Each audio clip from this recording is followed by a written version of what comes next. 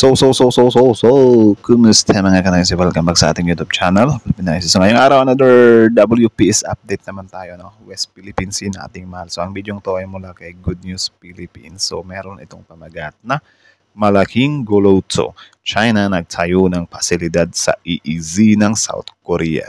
DCG hinabol ang CCG 3304A. So EEZ ng South Korea. Lakas talaga ng amats ng China to.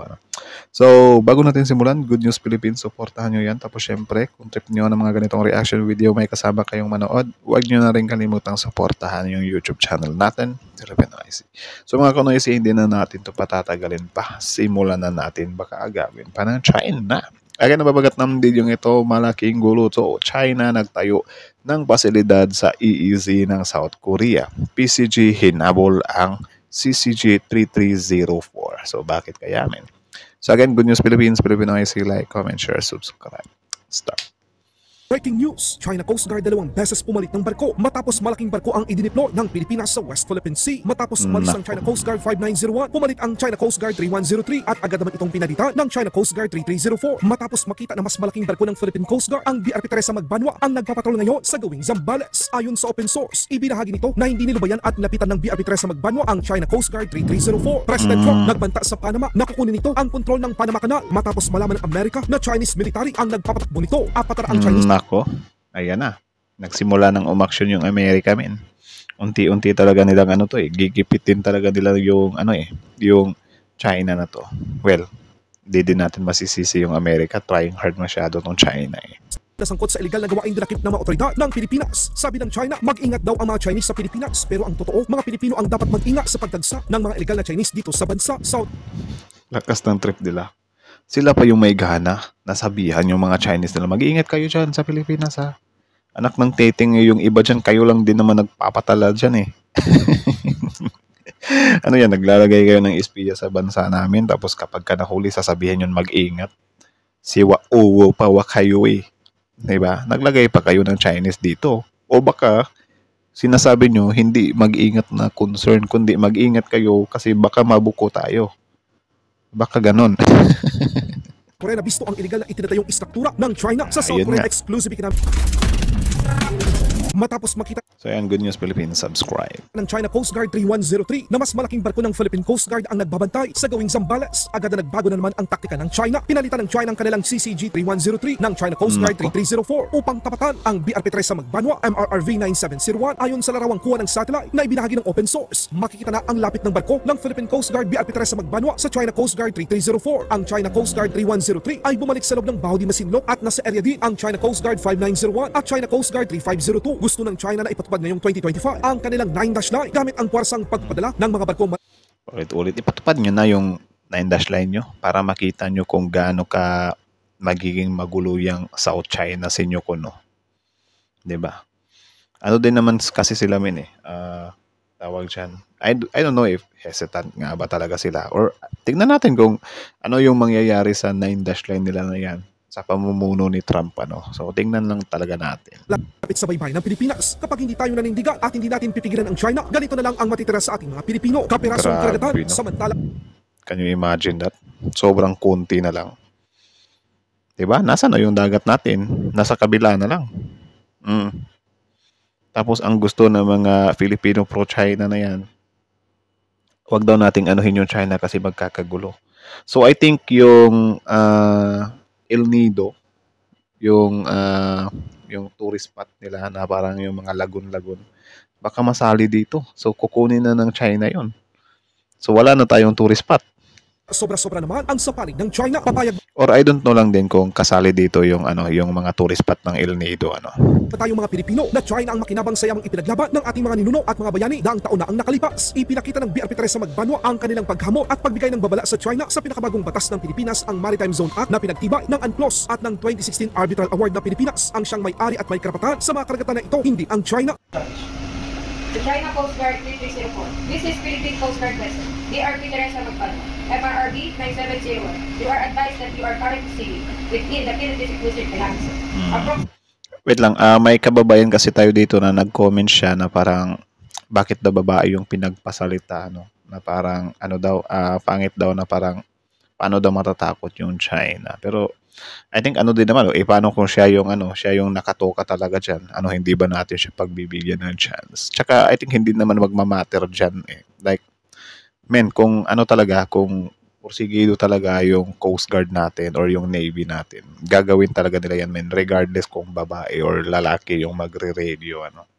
So, wag nating parang i-discredit si Madam na porket babae. Ano yun, parang tayo mismo nang mamaliit sa mga babae natin dito. Mas maganda nga yun eh, na parang, I think sampal yun sa mga sa mga Chinese eh, na parang ano ba to, parang babae lang yung pinapakausap nila sa atin, sa something like that. Anong tingin nila sa atin, 'di ba? Pussy, something like that.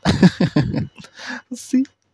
Approximately 74 nautical miles west of Capones Point, Zambales, Philippines. In accordance with Republic Act 12064, the Philippines Maritime Zone Act, the United Nations Convention on the Law of the Sea, of which you are signatory state, and 2016 Arbitral Award. We do not possess any legal Binasahan. authority to patrol within the Philippines Exclusive Economic Zone. You are directed to depart Dahil naging effective na to yung ganitong way, sana ulit-ulitin natin hanggang sa mabingi yung China ba na ano ba yan, puro na lang mga kayo, puro na lang kayo arbitral. Ayan. immediately and notify us of your intention. To China Coast Guard 3304, this is Philippine Coast Guard vessel.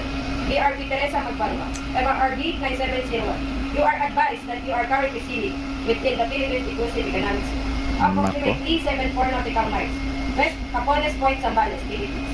In accordance with Republic Act 12064, the Philippines Maritime Zone Act, the United Nations Convention on the Law of the Sea, of which you are signatory state, and the 2016 Arbitral Award. We do not possess any legal authority to patrol within Philippines Ganyan, dapat ulit-ulitin natin men hanggang sa mabingi sila. Exclusive Economic Zone. You are directed to depart immediately and notify us of your intention. Over. Sa ibang balita naman, South Korea tinarget na rin ng China. China nagtayo ng mga infrastruktura sa pinagtatalo ng Exclusive Economic Zone ng China at Grabe, kapal talaga ng mukha nila, no? Beijing resumes disputed installation in West Philippine Sea amid South Korea turmoil. Grabe. Ay, pati South Korea. Kaya pala, ramdam na ramdam din tayo ng South Korea. Eh. Yung Japan din, same din. Diba, yung Indonesia din. Sobrang daming bansa talagang sinasagasaan ng bansang to. South Korea, ito ay itinuturing na sensitibong lugar. Ipinagbabawal ang mga aktibidad sa pagtatayo ng mga pasilidad at maging resources and development maliban sa pangingisda. Hindi lang isa, dalawa, naging tatlo pa. China din ang dahilan kung bakit gustong bawiin ng Amerika ngayon sa gobyerno ng Panama ang Panama Canal. Ayon sa impormasyon na kalap ni President Trump, militar ng China ang siyang nagpapatakbo o nagkokontrol ng Panama Canal. Mataas ang singil ng Panama sa tax sa mga barko ng Amerika na dumadaan dito. Ang Panama Canal ay isang mabilis na daluyan na nagkokonekta sa Atlantic at Pacific Ocean. Ang kanal na ito ay sinubukang gawin ng bansang France noong 1900 pero bukod tanging Amerika lang ang gumawa ito simula taong 1904 at 1914. Amerika din ang namahala nito ng halos ilang dekada. Kaya't ang malamang China ngayon ang nagpapatakbo nito, balak na kunin ito muli ng Estados Unidos. Grabe, bakit China? Ano talaga gusto talagang maging dominant ng bansang yan, men? Kala talaga nila, kaya nilang maungusan yung Amerika, in their dreams. So, yun lang naman. So, again, ang video yun ay mula kay Good News Philippines. So, supportahan nyo yan. Original video link in the description box below. Tapos, syempre, bago nyo iwan yung YouTube channel natin, huwag nyo na rin kalimutang supportahan yung YouTube channel natin. So, like, comment, share, subscribe. So, kita nyo naman yun. Malaking gulo talaga, Grabe si Trump. Sinampula niya, na-inish agad siya, na parang, bakit China yung nag-ano dyan sa kanal na yan, ha? Dapat doon sila sa ibang kanal, sa mabahong kanal. Doon sila nababagay. Sobrang sobrang trying hard nilang maging relevant, Akala siguro nila, kaya nilang maungusan yung Amerika. Siguro, naungusan nila doon sa parting, yung depensa. Pero I think sa quantity lang naman Sa quality, malabo silang makalamang.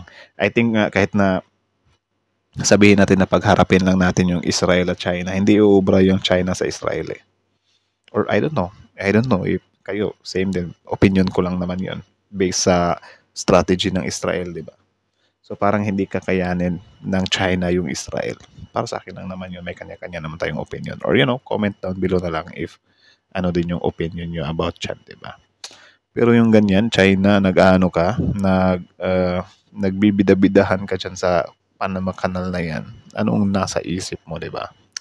About naman doon sa yun nga, yung sa babae, yung taga-radio, Yun nga, may na-comment. Though, I respect the comment naman. 'Di ba na parang bakit daw babae? Kasi may point din naman siya. Pero syempre, 'di ba, ano yun, hindi na lang natin bibigyan ng chance yung ano, yung girl na parang siya yung mag-communicate, 'di ba?